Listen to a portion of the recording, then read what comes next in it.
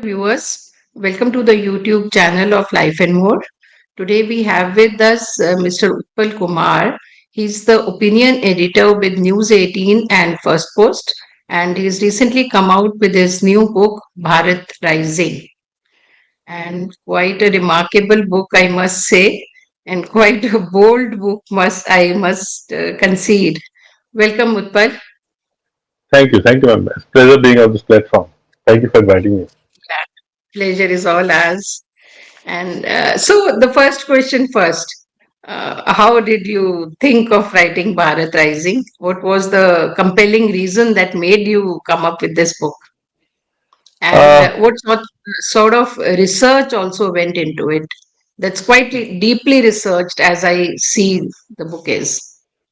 uh, I should be very honest with you. The first book of any writer, especially journalist, is largely his entire life experience. So some of his research might be even like a decade old. Uh, but largely, this book came to my mind around say 2 to 3 years back. When I started seeing that the vast distinction between the reality and the and what I believe and and kind of lies being peddled. So the narratives, the different narratives, being put. That's what brought me uh, closer to the idea to write a book. So, but the Bharat Rising is precisely that. The what I see when I go to places, I meet people, I talk to people in tier two, tier three cities, towns, and villages. And what is being written about this country in the mainstream media, in global media, uh, there is a vast difference between the two.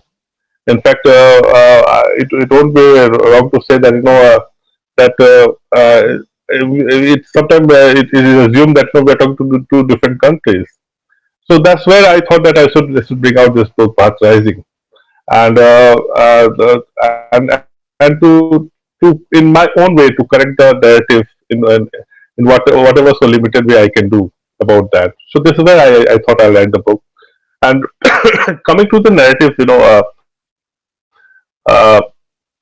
Akbaji, narratives are very important. It has always been important. If you hold the narrative, then you are largely seen as a righteous force, a dharmic force in the sense I can say.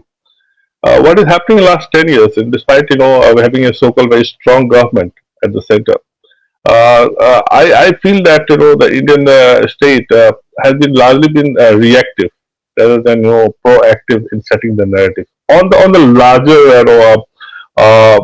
issues, on the bigger issues. And the larger issue when I say I'll talk about how India is being perceived across the world. It is today being seen as a country where democracy is at threat. Liberalism is shrinking, secularism is attacked, minorities are being targeted. Uh, on ground, this is not true.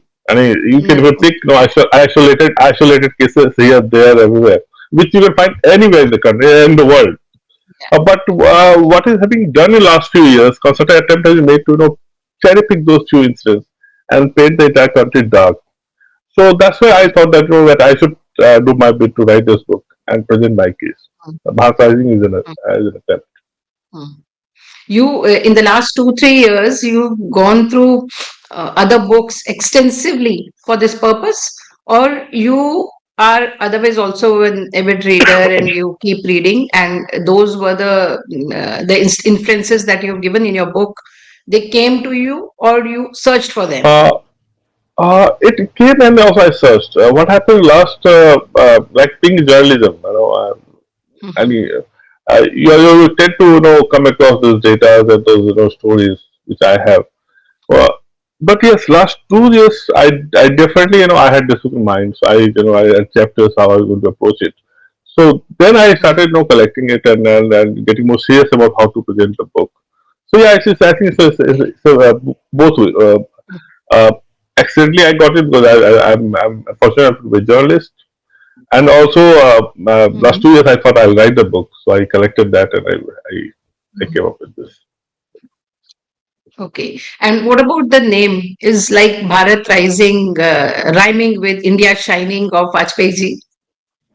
Yeah, I hope it doesn't turn that way. But Bharat Yeah. Rising. Anyway, I came across many of my friends who said, "Well, why are you using Bharat Rising and not India Rising?" Hmm. And I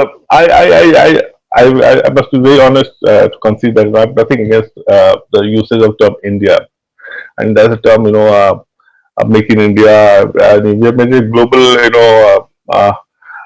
capital out of it. So we should use it, and we should continue to have it. People are comfortable with the term of idea of India. Let them use it. Uh, for me, Bharat connects me to a civilizational part of India, to my roots in that way. And I'll tell you the basic fundamental difference between the idea of India, which Sunil Silani through his book, the idea of India brought forth, and others of that ideological leaning, pursued. The difference between idea of India and idea of Bharat is precisely that. Idea of India makes us believe that India is the creation of 1947, creation of constitution. Hmm. It's a creation of our freedom struggle.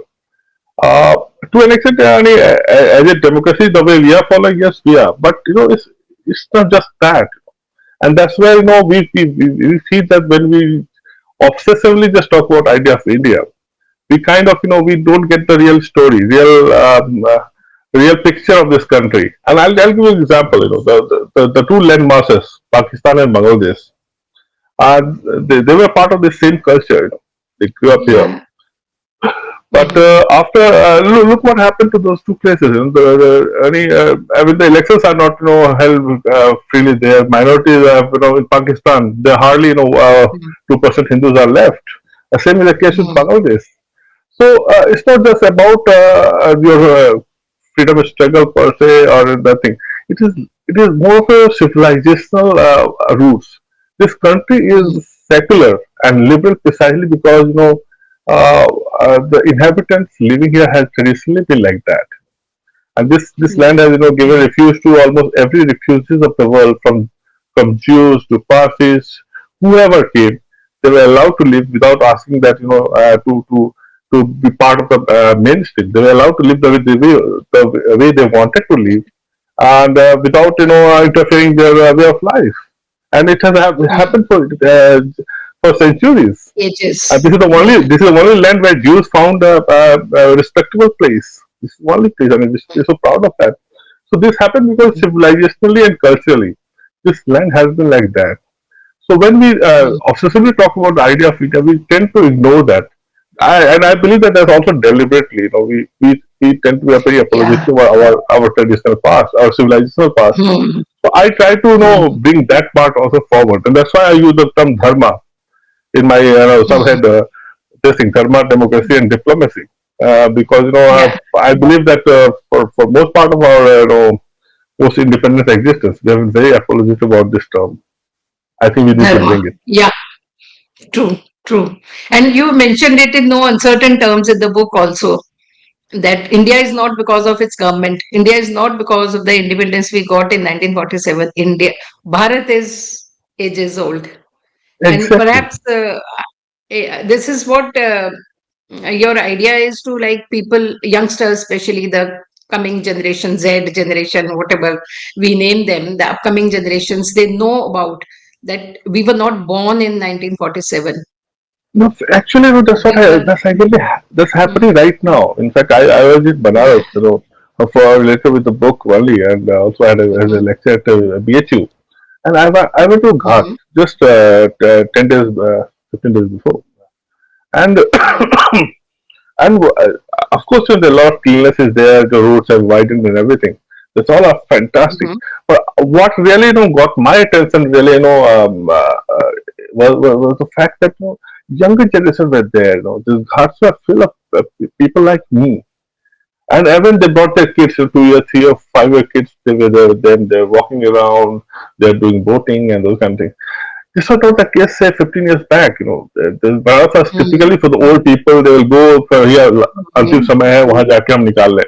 Now Hmm. Hmm. this is in a way, this younger generation is finding resonance with their own past. And what Hmm. better place than Banaras, the oldest city of the world? Hmm. Mark Twain called it the oldest city in the True. world. True. So this is Hmm. how even Hmm. Indians are rediscovering themselves.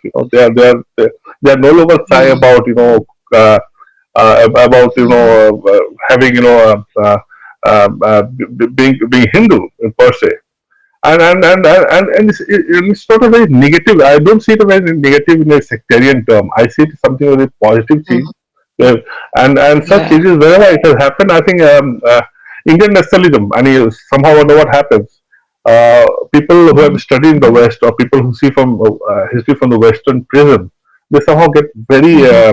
agitated with the term nationalism. Indian nationalism is more Hmm. constructive.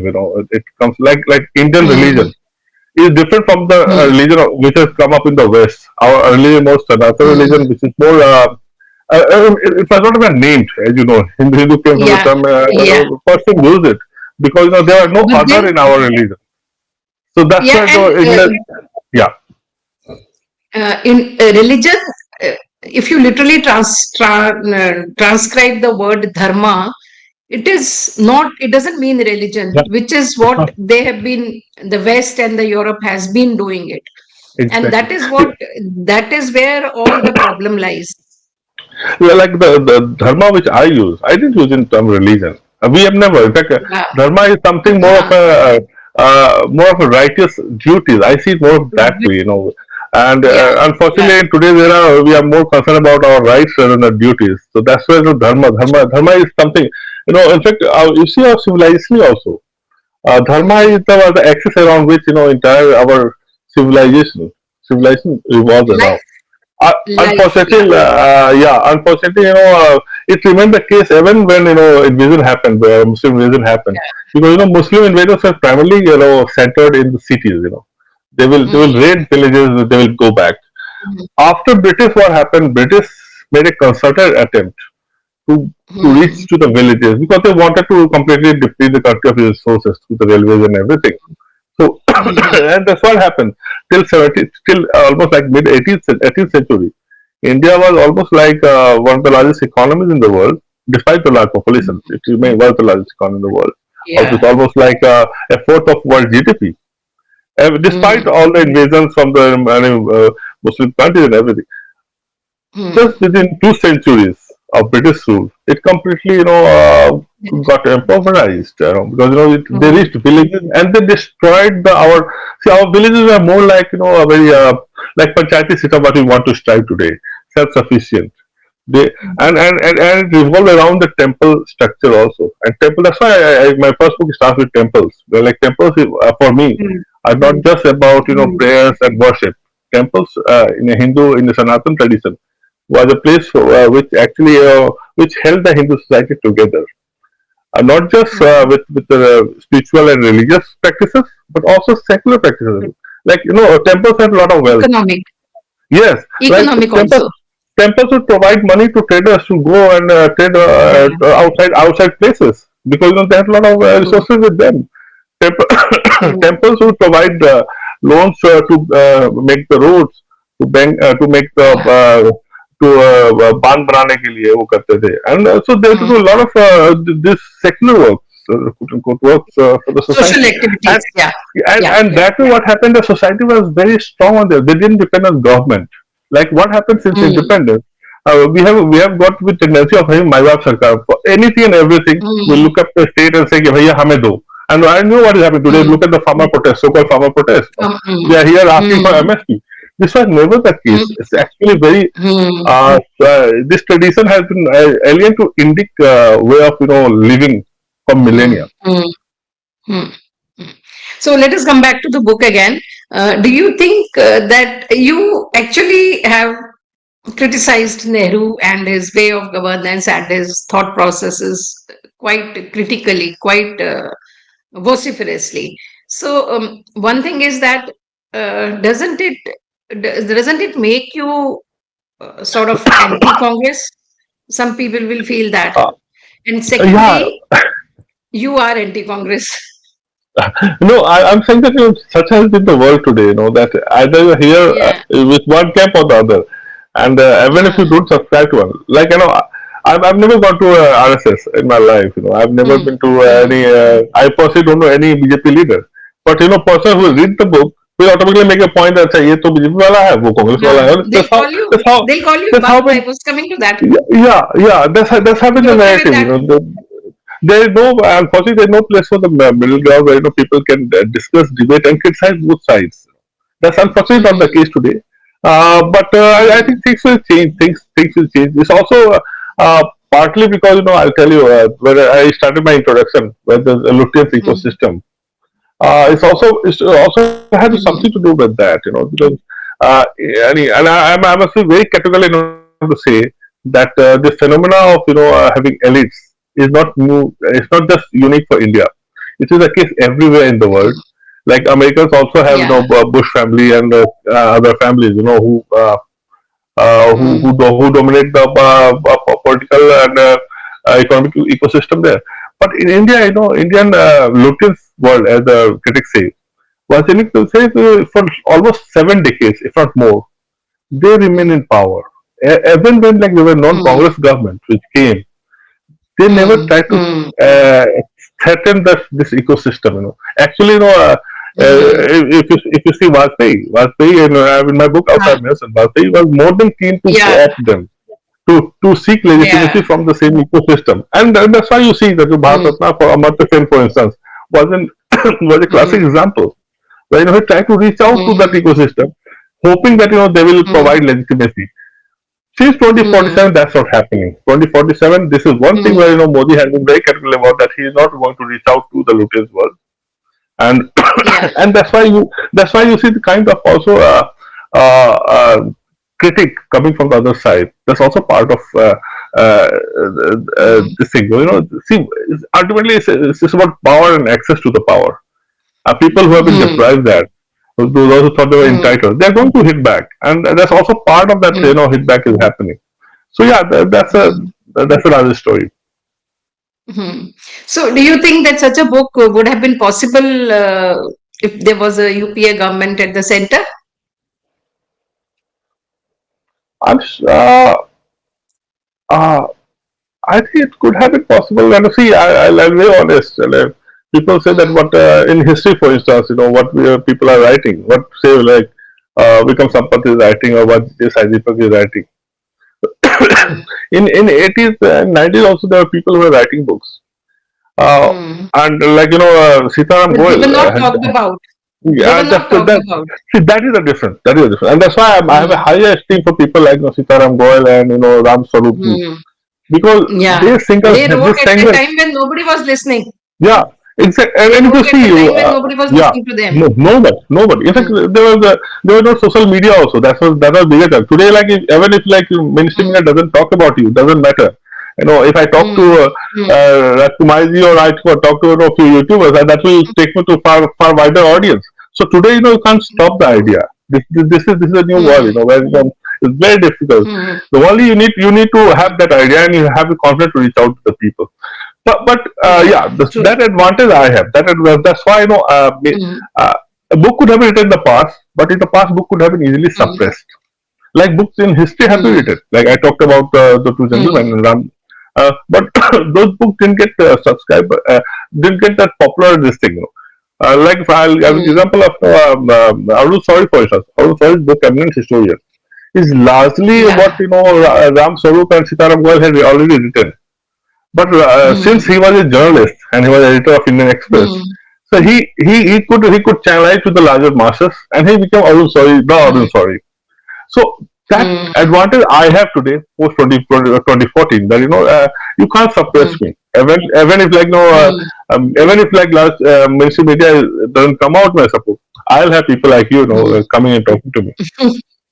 True, true, true. Acha, now we'll talk about Nehru ji. Why do you think that in your book you've also written, and I've read elsewhere also, that he always wanted to please the West and the Europeans. He was, perhaps he was ashamed of being an Indian. That is what comes out from his behavior. Yeah, yeah. Why do you think was the Uh, case with him? I think let's be very uh, bit charitable to Nehru. Nehru was largely a product of his time. Most of the people of Mm, that generation were like him. And let's be very honest. Most wanted to be, mm, that was the era when people thought it was stylish to be leftist. It came with a style. yeah. It remained till 90s. I saw in college, people with Jola will come and they will be like, wow, intellectual. Go to suddenly will come over there, ahead. So, and I'm talking about 50s and 40s and 60s. That was a phase wherein the leftism was at its peak. It was not even exploded by then. The myth of Mm, communism was very intact.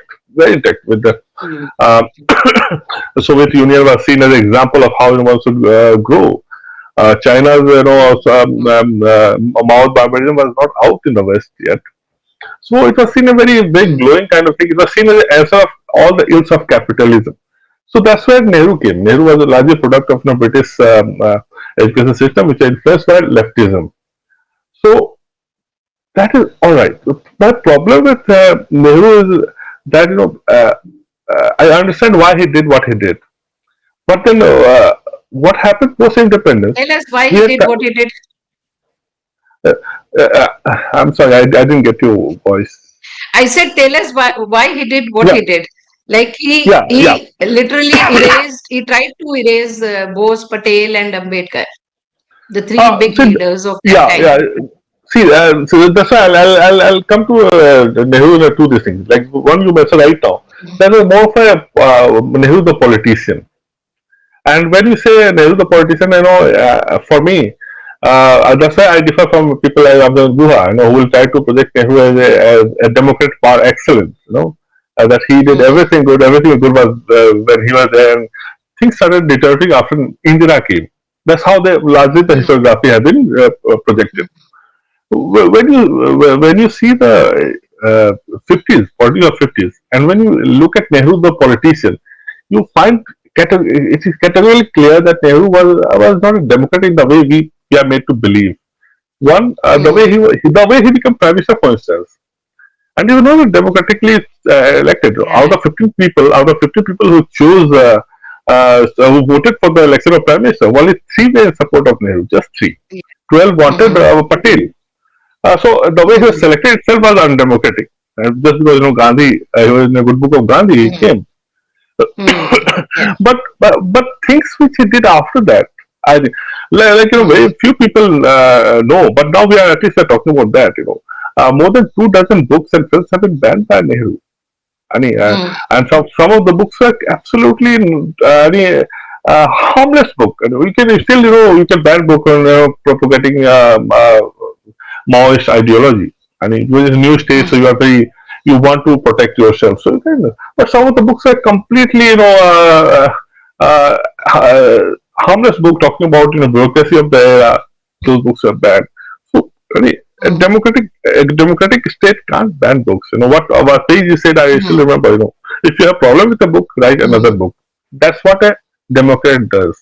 That was not the case, Yeah. and he got people jailed just because uh, just because he said he's behaving like Hitler. And a perfect example is Bajur Sultan Puri. He was in jail for 2 years just because he likened Nehru with Hitler. Now that's again not a democratic Mm, face of Nehru. My biggest critic of criticism of Nehru is for what he did with the press freedom. And you go through the mm, debate of the First Amendment, Rajpaji, and you'll find mm, some of the statements which Nehru uttered and said about journalists and journalism were utterly, abominable. I mean, it projected the way he saw. He didn't have high regard for journalism of the era, and mm, this is not sign of a good democrat. Absolutely. mm, Later they control the system and they got their good yes man people saying all good thing about mm, them, and then you try to project yourself democratic. That's a different thing. But on these parameters, he mm, didn't stand still. So this is on the political. Nehru the politician. Now, mm, when I talk about Nehru the statesman or Nehru the mm, prime minister, which is beyond politics, mm, he again mm, faltered because what he did, he put ideology over India first policy. And this is I'm sorry, and this has been constantly been done by Nehru. And Mm. when the world tries to give you a high position in UN Security Council, you can't deny. Just say that please give it to my He brother denied. China. Yeah, you can't Huh. deny that. And in fact, there is Mm. another revelation which I found in MK Rashmitra's book. He was our foreign secretary. His book came just a few years back. He said that Mhm. American President Kennedy was extremely keen, and he wrote letter also that he wanted India to become a nuclear state in the 60s, Mm. Yeah, and you and he mentioned that want in the book. yeah, and he Mm. wanted precisely because he wanted democratic country to become the first Asian country to do that. He refused Yeah. that. No, Mm. you can't be doing that, and then you can be defended. In fact, on Mm. Kashmir, see, I don't criticize him for the things which other criticize. People say that no, he should have taken Kashmir to UNSC. Uh, Mm. He shouldn't have. He shouldn't have. But there are more worse things he did. no, no, no, but I should, there at least I defend him. That no, he didn't have a choice. India was a Mm. weak country. Let's be honest. India को Mm. ले जाना ही पड़ता है UNSC में. That's how I see it. Mm. Where Nehru Okay. made the mistake, where Nehru made the mistake as a prime minister was, he chose to retain British influence in India because he was very comfortable with this Yeah. British ecosystem, and he he Mm. continued to have Mountbatten as the Mm. viceroy of the country, and also he Right. retained Mm. he retained British generals as Mm. handling Chief the of Indian Army army. Staff. So what Uh, happened, which I also mentioned in my book, what happened that when mm. Pakistan attacked in the guise of some of the Kabila people and occupied Mm. POK, what is today POK, Nehru wanted Mm. India to retaliate and get back those areas. This army Mm. general refused to act. And in this Indian Mm. army general and Pakistani army general both are British and they have to talk to each other. So it was basically Mm. very well created by British. And in fact, Mm. as you know, Mr. Sarila's book on partition also says that British wanted to have a part of land, even if it loses Mm. India. So Pakistan was that part for Mm. them. So I think we completely missed there. Nehru completely missed the plot Mm. there, didn't really understand the Listen. thing. Mm. And that's where I'm critical of him. Yeah. Mm. Mm. So you say in your book that India, the Bharat, kept its civilizational ethos and its missionary zeal even at the time of when Mughals annexed it, Mughal invasions, and then European invasions. But India lost post independence. Yeah. Please explain Uh, that. yeah. See, generally what, When India should have been, when India, Bharat should have been rising like immediately after 1947, we should have been rising, but we lost the plot. uh, We lost. uh, yeah, I believe that given that Indian mindset, Indians have somebody who explore. Indians explorers, pioneers by nature. So it's good, in a way it's good that हमने पहले गलत experiment कर लिया. Otherwise क्या होता है कि had we started with the right way, maybe in the 90s we said no, let's try and find out some way with socialism and leftism. So thankfully we are over with Okay. that. I think we will not go by Okay. that path. That's how I can console myself for those lost 70 years. But Mm, see, when I say that India was born, like the chapter when I say that India was born Hindu, I said that mm, look at the way India celebrated its independence. It mm, almost reminded me the way India, this country, was excited when this Ram Mandir pujan was happening. So, a sense of excitement was there. Havan was happening. Exactly the same thing was mm, happening in Delhi at that time of independence. And this I am not saying. You read Midnight, this book, Freedom at Midnight. You read history written by those people, and you'll find that this call from across the country, Havan was happening in Parliament, Havan was happening, and the Rashtrapati Havan mm, was happening. So it was born in a Hindu, and that was the case till 50. Till Patel was there. India remained in that way. There was a pushback from Nehru, but Nehru understood that Patel was more in command of the government and the party. After Patel died, then Nehru started pushing back. And the first casualty was, Purushottam Das Tandon. He was the president, mm, party president. He was party president, and he was forced to resign. And again, another sign of Nehru's lack of democratic credentials, that mm, he refused to work with the party president just because ideologically they were not on the same page, and mm, he was pushed out unceremoniously. mm, And at that time, what Nehru did, again going against the ethos of democratic principles, he held the position mm, of prime minister as well as the party chief. Very mm, fundamental thing when people forget that, that they're not supposed to have control both the thing. You can't control party as well as mm, government.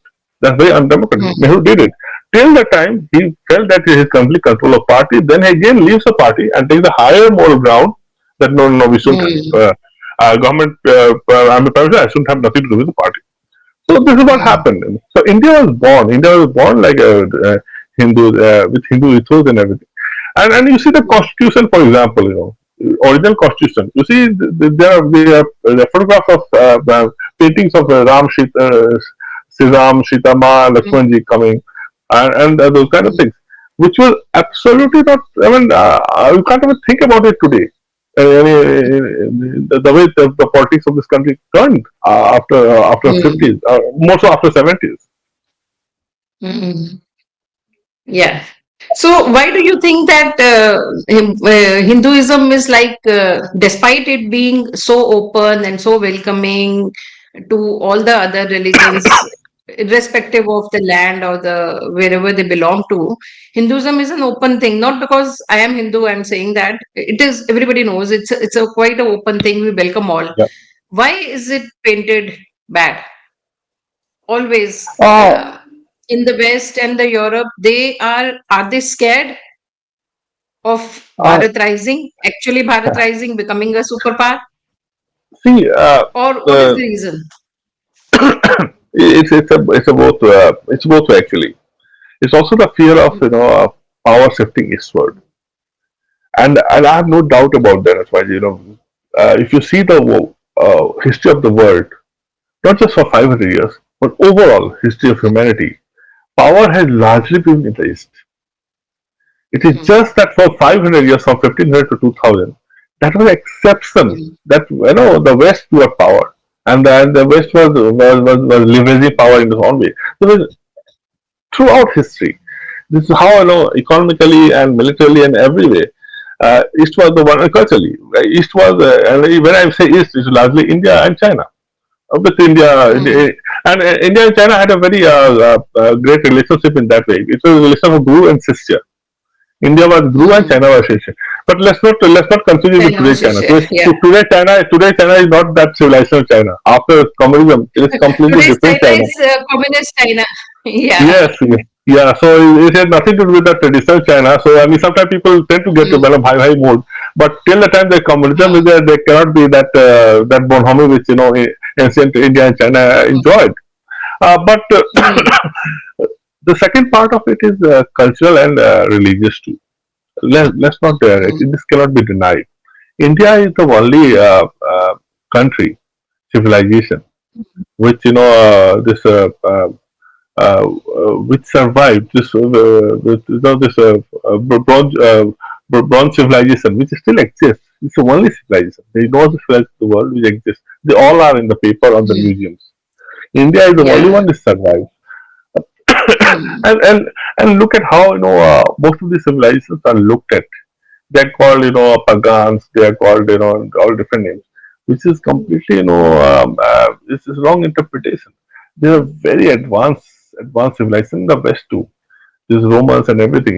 mm, You read. I'm forgetting the name of the book. We talked about how mm, this Abrahamic religions came, and how mm, they they destroyed books libraries after libraries from Roman Empire to mm. Alexandria in Africa, Yeah. and books were Mm, targeted. They were decimated. India is the only place where, despite all the destruction, despite Nalanda being destroyed, somehow civilization survived.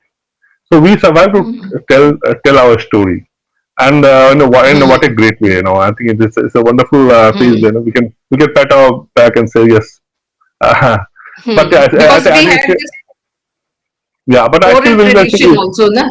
yes, our tradition Huh. also because also because somehow that's why I believe that I made a very strong this thing that temples should be liberated. For instance, our Huh, huh. societies were so decentralized that Hmm. you just can't kill a king and completely convert the society. You have to kill True, true. every atom, every go to every Every corner of single the world and person. kill them. Yeah, exactly. And that's True. the beauty of this country. Yeah. And that's why we Hmm. survived.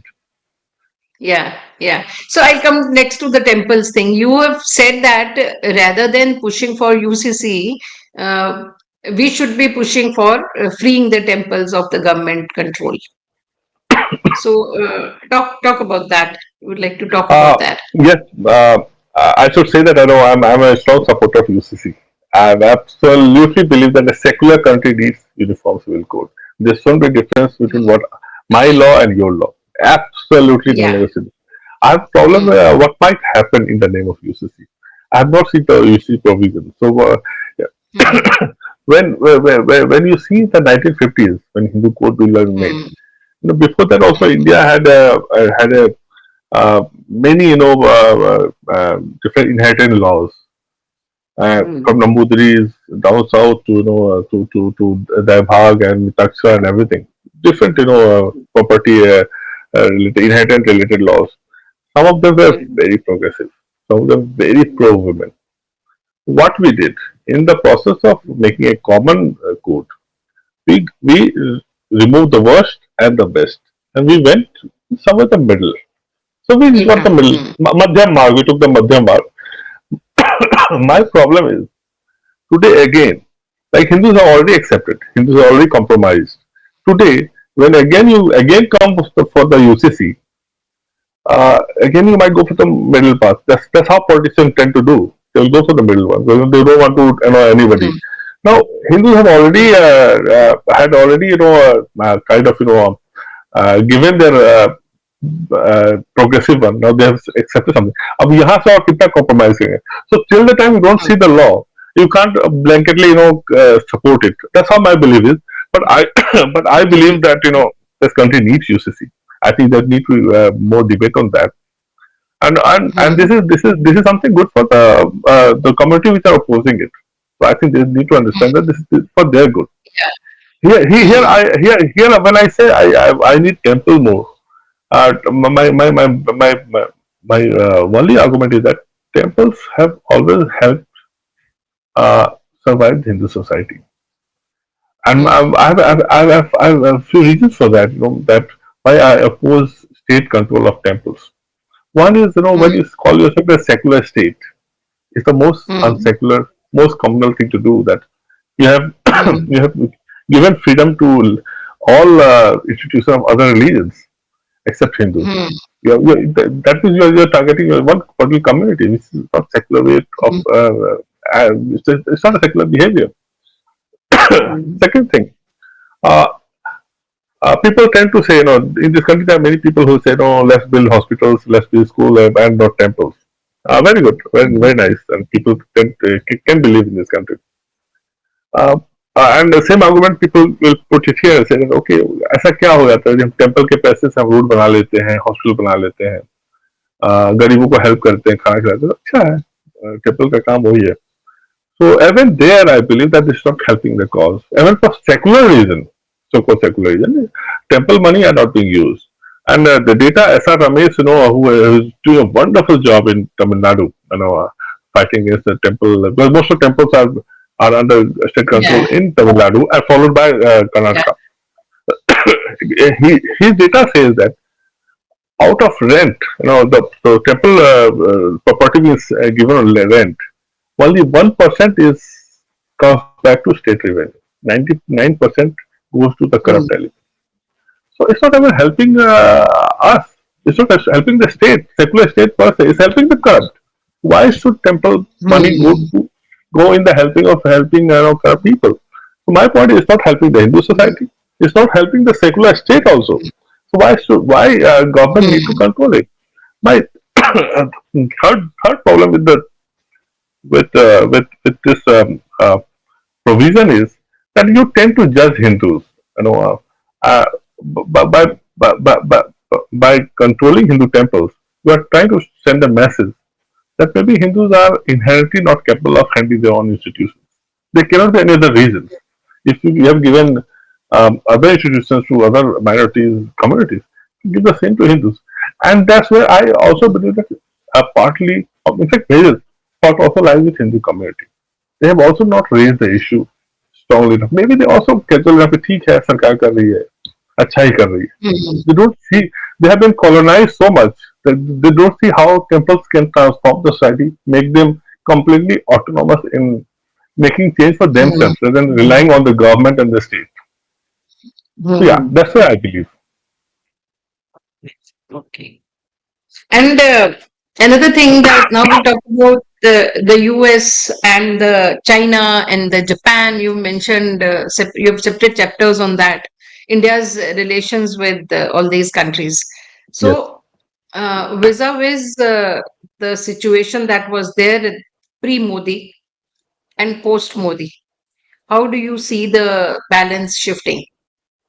India asserting itself Yes, it and is. In China fact, backtracking? uh, see what is happening, for the first time in a very concerted way, in a very strong way, Indian diplomacy is just think about India first. So here I should I need to remember um, Prime Minister P.V. Narasimha Rao and Atal Bihari Vajpayee and even Manmohan Singh in addition of despite Okay. challenges, but especially P.V. Narasimha Rao. He came from a Congress background. He ran a minority government, and the way he was the one who first introduced India first uh, diplomacy in the thing. Before that, we were largely about ideology first. And that's what happened even when Indira Gandhi was there. And had that not been the case, we wouldn't have, Mhm. grabbed defeat after, after capturing for 93,000 Pakistani soldiers in Bangladesh. We would have completely, got completely wrecked Pakistan, completely made them do whatever we wanted to do. We don't do because, we thought ideologically. We didn't see from the Mm. practical, uh, any uh, pragmatic point of view. And so we lost it. For the first We time in made a fool of 1991, ourselves, actually. yes, yes. So for the first time, if We in made a fool of 1991, ourselves. yeah, uh, Mm. Narasimha Rao put that. But to the credit of Narendra Modi, uh, uh, this came in a more, concerted, in a more strong way after 2047. And one example to Pakistan I'll give. That's where when people like um, uh, I'm sorry, Atal Bihari Vajpayee and Manmohan Singh fought out badly. Despite being betrayed Mm. time and again, they continued to look for a peace route through Pakistan. And in the process, they were betrayed again and again and again. Modi also Mm. started the same way when he Mm. was taking training in 2014. He invited everyone, including Nawaz Sharif. Yeah. But when he Mm. realized that this path is not paying him enough dividend, he changed it. He stopped talking to Mm. Pakistan. He completely, he did Balakot. So he also showed how to deal with Pakistan. And through that, he completely changed the mindset. Today, I believe that we don't need to talk to Pakistan. Frankly speaking, it's too small a country. It doesn't take us. I think by getting involved in the nitty-gritty of Pakistan, we are stopping ourselves from becoming a global power in some way. And Mm. I have a larger reason also why I should be talking to Pakistan. Like Mm. for instance, Pakistan's very DNA is anti-India. Pakistan won't be Pakistan if it doesn't see itself as a antithesis of India. Like Pakistan's heroes are our enemies. All their Mm. Ghazlis and Ghoris, they Mm. celebrate them. In fact, such has been the tragedy, and that happens with Mm. converted people. And that Mm. Pakistan is the land of Indus Valley civilization. Every Harappa and Mm. Mohenjo-daro is there. So I call it Saraswati civilization. Uh, Mm. Harappa, so they would have owned that up and said we are the oldest civilization in the world. They don't. The funny part is Mm. the first citizen of Pakistan is Muhammad bin Qasim, who raided. uh, strength in 712 AD. So today's generation of Pakistanis are the descendant of Raja Dahir, who was killed and Mm. maimed and raped by this invader called Muhammad bin Qasim, and these people are finding themselves Rejoicing that. yes. So this is a problem with the converted people, about which Nepal wrote Mm. and beautifully in his books. Mm. So So do you think that, this one yeah second, one second. Do you think that, particularly related to Pakistan, will we never find peace? Is there a solution? Uh, yeah there is solution. Maybe Uh, they uh, convert, they convert back uh, to and, I Garhwal. mean, I know that will be told, I think, to this thing in today's world. I think it's and it's a very Wishful thinking. wishful thinking. I also believe that this yeah. I'll say, given that we are not China, we don't do what Chinese do. So this is something which don't happen, and I don't think. I believe that people do change, and I believe I see in the very thing that humanity per se change when they see no other way out. So maybe there will be time when time will come when these forces who seem to behave like they will convert the entire world, they will see the limit of their policies. There will still be some people who will do that. It happened with Christianity. Christianity Mm, started with the same phenomena. They convert the entire world. But look, today 90% of the Christians are actually not Christians. They're more like mm, atheists in their own way. So that's how mm, same will happen with the uh, people of Pakistan and other places. I believe that time will pass. For us, right now, the best case scenario is not what the most Indian diplomat of Pakistan suggests that strong Pakistan is good for India. No, let's keep Pakistan as weak as possible, as weak, as divided, as impoverished. I think that's the only way. Let them remain yes. as divided communities of the world, and let them be on their own. Yeah, And you've because written otherwise, that in the book. yes, A weak Pakistan is good for India, not a strong Pakistan. absolutely. And this is against. I don't know. This may be some Western phenomena. You read Kautilya, for example. Kautilya's mandala. So, Maybe, yeah, yeah. no, no, what were you saying? I'm saying that look at Kautilya's Mandala theory of Kautilya is also about Uh, that. It says that your mm, neighbor cannot be your friend. Please don't be in that this thing. yeah, Your neighbors never yeah. can be your friend. So maybe Neighbors will be, Afghanistan can be, yeah, Afghanistan can be our friend. China can be our friend. Maybe uh, Russia can be our friend. Because Russia is the neighbor of China. So that's how it happens. but that is And we also have the to be slightly that more is also the fact. Russia is a friend, China is not, Afghanistan is a friend, Pakistan is not. But exactly. I'm coming to Pakistan again. So you say that a weak Pakistan is good for India, right? So, Yes. and let it be like that in that country. Yes. And maybe over the years, they'll like perish on their own. Maybe I think good sense will prevail. I suppose uh, sometimes hardships make you understand the realities. I'll give you an example of World War Two and World War One. World War One when West when the Germany was defeated. At that time, the what German what the victorious forces did, they didn't go after the German people. German people didn't Mm, pay anything. There was Treaty of Versailles happened, but German people were not made to suffer in larger way. So there was in the Second World War, that was not the case. When war ended, the victorious forces went to Germany. They completely decimated Berlin. People understood that when you go wrong, you ultimately pay. This is a very wrong way. This is a wrong example. But I'm saying that sometimes hardship makes you realize your mistake. And after that, Germany understood. Germany, the second Hitler never came after that. Hitler happened because people of Germany wanted someone like him to come and take the center mm, stage. mm, mm, After World War II, people realized that that's a wrong path to take. You take it, and mm. what will happen is complete decimation of the country. So The maybe theory in of the karma. different yes, the same sense will prevail. I believe in the goodness of humanity, and it comes up Mm, with time. Maybe it will take time, But right now, definitely sometime. Right now, they still believe that they can convert, they can destroy, they can. They believe like the Medina, and they see India as a Makkah. So they will their entire endeavor is to turn India into a Makkah kind of thing. So till the time that mm, mindset is there, you can't talk. And anyway, in fact, see, when you talk to somebody, Advaji, the very fundamental thing is you give and take. Right now, mm, we have thankfully some murmur and churning has started in our government. Now we'll talk about mm, POK, not Kashmir. Then there can be talk. mm. Otherwise, what can you Yeah. talk? When the Mm, talking point is Kashmir, and when mm, you talk तो you give and take. अच्छा आप ये ले लो आप मुझे mm, Jammu दे दो मैं आपको कश्मीर दे दो. You talk like mm, that. mm, mm, You can't talk here. Well, you've already given POK. You lost. mm, So mm, talk has to be about POK, not Kashmir.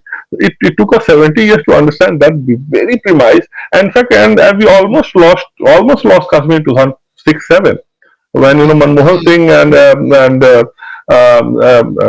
Parvez Musharraf in a deep discussion debate dialogue. And one of the very senior diplomat, very veteran diplomat, I really look at him with a lot of regard. He told me, matter of factly, he told me that we should mm, thank God and thank General Musharraf that we didn't lose Kashmir because you almost gave okay. Kashmir on platter with all the demilitarization plan of Kashmir. You do it, you take out army from Kashmir, you know who will come and It's occupy, gone. Mm, take the place, and that's the problem with Kashmir dialogue. We don't have to talk mm. on Kashmir. The next talk with Pakistan Mm. has to be on POK, not Kashmir. UK. Yeah. Yeah. Maybe India has always been on the defensive, being goody. We don't want to say anything to anyone. We don't invade. We don't do this. We don't do that. Now now India is on the offensive. You do us harm, we'll do you harm. That is the I'll not policy call which it. has, I think, given fruits. I think I'll not call it offensive. I'll call it more of assertive diplomacy, and which we are still trying to master that. We are in the process of doing that, but it's a very good beginning. We need to master that art even more. Like in Kashmir with China, for instance, we've done a decent job. We held them up. But there were a few if and but like about the Kailash heights there. We shouldn't have given up that. So we are still Mm, mastering that art. But I have a problem with the critics, complete critics saying, "Oh no, we gave up to China and everything." Please don't say that. We have mm, already given up long. For the first time, we mm, are standing up to Chinese. For 3 years, we are there mm, giving, fighting them instrument. We may have a couple of mistakes, as I mentioned about Kailash heights. But at least for the first time, there is some concerted effort, and I think that's why I think next mm, decade and a half or maybe 2 decades are very important for us. And entire world is today, for instance, India is. We have to be very realistic about it. India is alone. West, as I wrote in my book also, mm, West cannot be our allies. mm, At best, it will be our mm, friends, if not frenemies. Well, West also doesn't mm, see. West wants to use India against China. That's it. Period. It has no other interest in India. No other larger commonality with that. Just China factor is mm, there. So that's why. And for China also the same thing is that China wants to be number one in the world. With India, mm, the biggest problem is happening that it can't be even number one in Asia also. Now look at the dilemma of China. Doing everything to become the number one in the world, and with India is finding difficult in Asia also. So the thing will be yeah. that next I think a decade and a half when India might be even Mm, like 12, 13, 15 trillion dollar economy. Maybe the world will mm, look at differently. China will also understand that India is too big to now to to mm, to to go for direct confrontation. Maybe things will change, uh, but that's mm, where the challenge is. We need to have a mm, very strong government. We have to have a decisive government next 10, 15 mm. years. And for that, pardon me saying that, but if there is a change of government at the center, do you think the entire process will be derailed? Or I will not say. you hope that the new I will government not. that comes I will, I will not say learns the entire. and I will not say the entire process mm, because see this country is also very what do you call uh, they decentralized in a certain way. But yeah, certain messages won't be sent right for sure. Like again, we'll start talking to Pakistan very next day. I'll take it from me. The day new government will come, they will send some big person and they start talking to. And the message for the Pakistanis will be, oh, now we can send terrorists, we can do bomb blasts in Delhi and Mm, Bombay, and they will do nothing. mm, So this mm, larger message will be there. See, our army will be there doing great job. Our bureaucrats are mm, there, foreign ministry officials are there. They will do their job. But my point is, larger messages won't be very nice, and that's where these ah, people will started doing that. So yeah, ah. it will impact for sure. It will impact for sure. But both the IFS and the Army and the Navy and the Air Force, they need one leader at the top Yeah, supporting them. exactly. So you If need to that have is that missing, clarity. then we'll lose. Yeah, yeah, yeah. Yeah, yeah. Acha, you've mentioned Seema Sirohi's book, Friends with Benefits, about US, and you also agree with that, that both India and US need each other, right? But my question is, why do the leaders in both the places understand this, that they need each other to grow?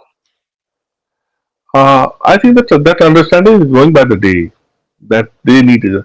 Out Mm, of compulsion, Apollo, that's why Sima has written the friends with benefits. But mm, the need, the understanding is growing by the day. That if you want to let this world remain democratic in nature, liberal world order mm, has to remain and not a Chinese world order. Then I think mm, India is a power which has to be engaged very closely. That I think understanding is there. mm, Problem is the deep state. Problem is mm, also China has invested a lot in US. They've also done in India. Like you will not find enough Chinese experts in India. In India also you'll find most mm, of Chinese admirers, Chinese mm, lovers.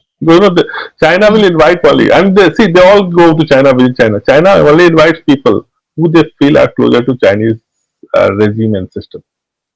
So you can make mm, out the list of people who all have visited China on Chinese invitation. How China looks at them. China doesn't look them as India mm, friendly. They look at China friendly. mm, So India has mm, quite a number of people who are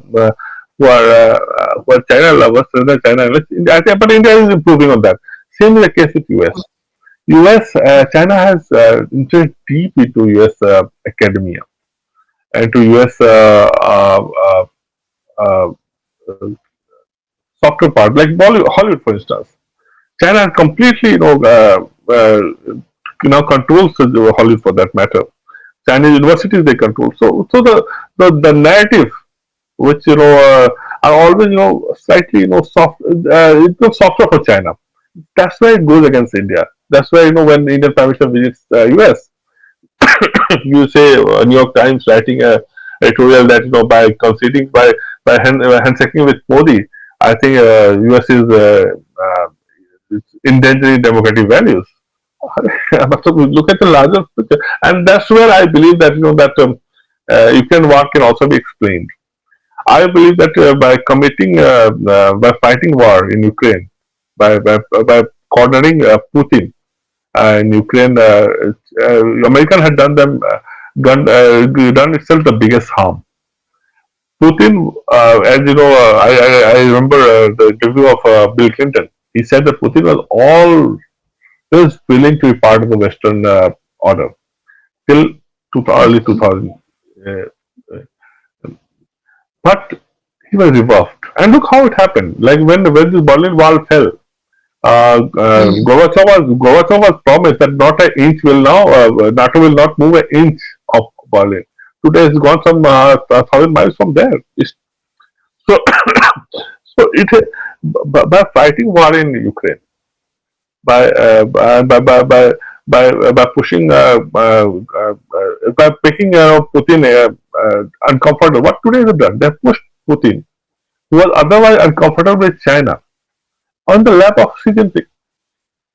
If you see, mm, if you see Russia, for instance, Russia's biggest concern today would be what?